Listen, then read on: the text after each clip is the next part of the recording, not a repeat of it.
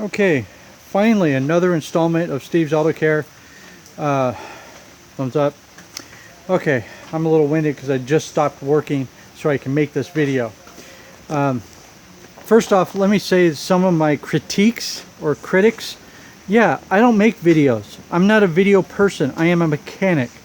I'm making these just to, help people out. If you want to criticize me for that, then so be it. Alright, now anyway, get back to the task at hand. We are doing a ball joint on a 2007 Cadillac, here we go, Escalade. Alright, now let's talk about what we got to do. And I apologize for the very poor light. I'm not wearing my headlight today, and I'm underneath the canopy because it is raining.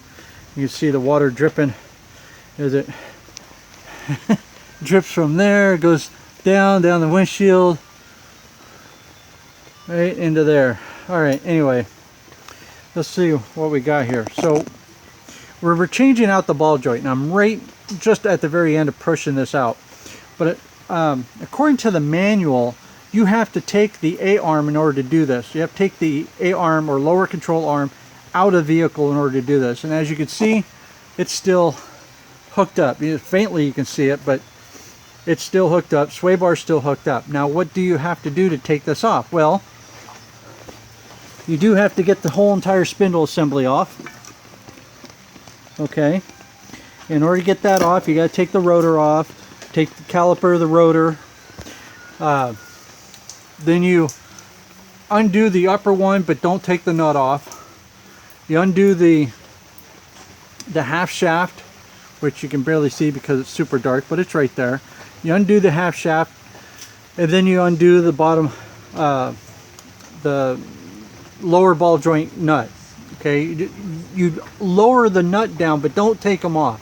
Those are your assurance that the spindle assembly won't fall off while you're beating this thing like crazy.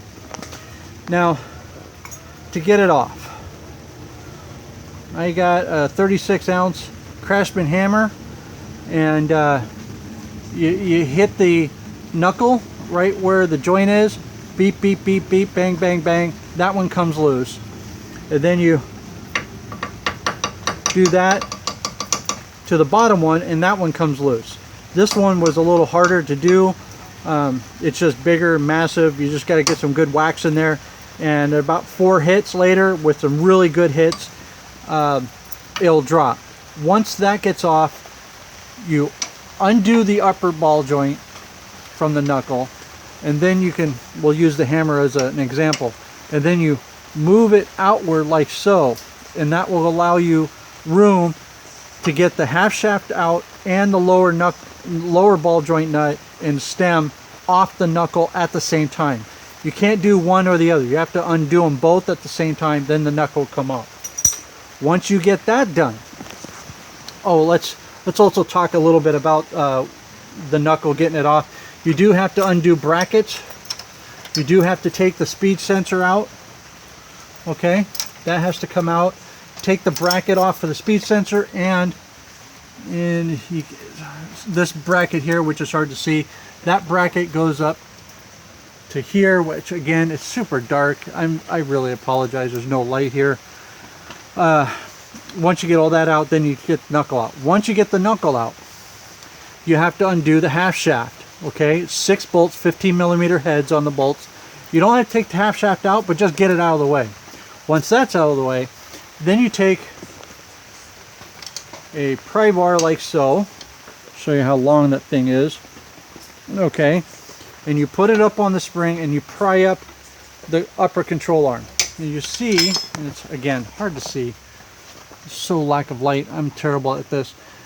I have it tied up out of the way, tied up, and you have to get some pretty, it's good to have 2 people to help you with this.